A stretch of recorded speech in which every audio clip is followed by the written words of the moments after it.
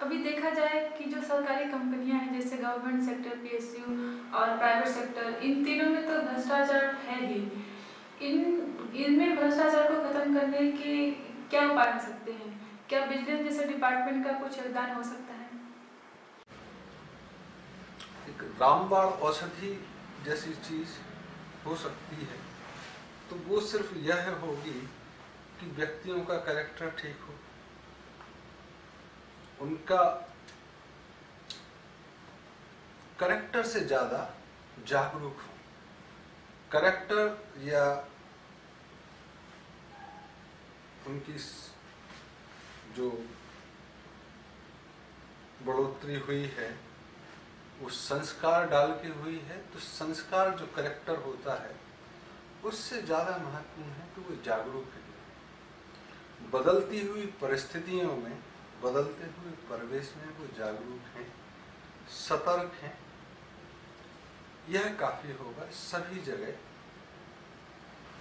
Corruption कम करने में, corruption भ्रष्टाचार कम करने में, भ्रष्टाचार हटाने में, और भ्रष्टाचार उतना ही रहे जितना जरूरी है उसके लिए।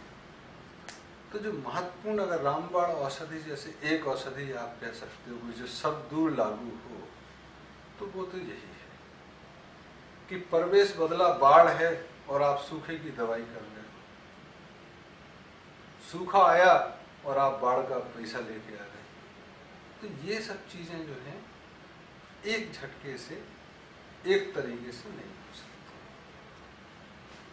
सरकार आज अगर डेमोक्रेसी, लोकतंत्र को देखें तो जनता की सरकार है, वोट है। अब से कुछ वर्षों पूर्व सरकार देखें या आज भी दुनिया में कई जगह राजाओं की सरकार है, और जो प्राइवेट बिजनेसमैन है उसमें एक मालिक होता था, आज कई मालिक हैं, मल्टीनेशनल्स हैं। तो पूर्व में एक राजा और एक व्यापारी, उसके नीचे जनता और उसके नीचे माथा थी। तो वहां एक कोई जागरूक होने की जरूरत होती थी, बाकी उसका गुप्तचर विभाग होता था, सतर्कता विभाग नहीं होता था। सतर्कता विभाग राजा के लिए ही होता था कि राजा को सतर्क कर सके कि ये गलती हो सकती है। और उसमें जैसे राजगुरु होते थे, कुलगुरु हो गए, या बुजुर्गों की एक संस्था हो गई जो सलाहकार समिति होगी, या दरबार में नवरत्न हो गए जैसे अकबर के दरबार में थे। तो ऐसे रत्न हो सकते हैं। लेकिन जब सरकार लोकतंत्रीय हो गई और व्यापार मल्टीनेशनल हो गया, बहुराष्ट्रीय हो गया, तब जो पूर्व में चल रहा था चीजों को ठीक रखने के तरीके, वो शायद आज कारगर नहीं होंगे। जब तकनीक बदल गई, दुनिया बदलने लगी, तो बदले हुए परिवेश में क्या चीजें होंगी, वैसी चीजें। तो अगर डायनामिक सिचुएशन है, गतिशील परिस्थिति है, तो कमोबेश औजार भी, हथियार भी, सतर्कता भी गतिशील होना चाहिए। Static results, static definition, static rules and regulation cannot combat the dynamism in corruption or corruption in dynamism. Both has to be simultaneously rolling out. Maybe today you are not aware of Bitcoin, that it doesn't hold economy or currency in the form which used to be. The previous government, which thought to be very powerful in suppressing the television network, now found to be unsuitable to interrupt or control or combat internet, more so when the GPRS has come up. So in coming years, the government, which appears to be very powerful in combating corruption by their currency, will found to be helpless when encrypted money will be in flow.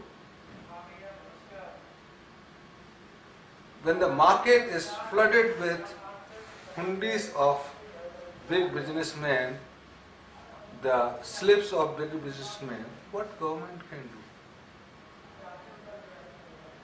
This parallel economy is running across the world, not nations.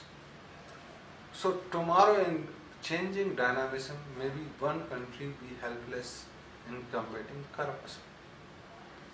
And many countries or maybe the world order will be a alternate to combat the corruption of India or Israel or America or Australia.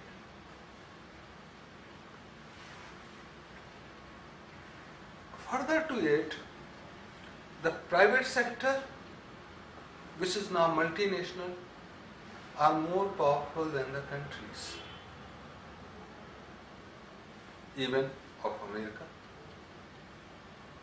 They pay tax, they have their offices in America, but they do have offices in Russia or in China or in India.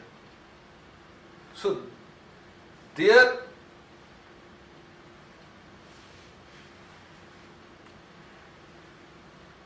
outcast from one country, you can't kill them. They will flourish in another country. So the rules and regulation has to be done in combating corruption of multinationals, of government in democracy, which they cannot be what they had been under the Royal Highness of England or of Japan or of Germany or of Duchess Holland. It has to be country specific as well as global in its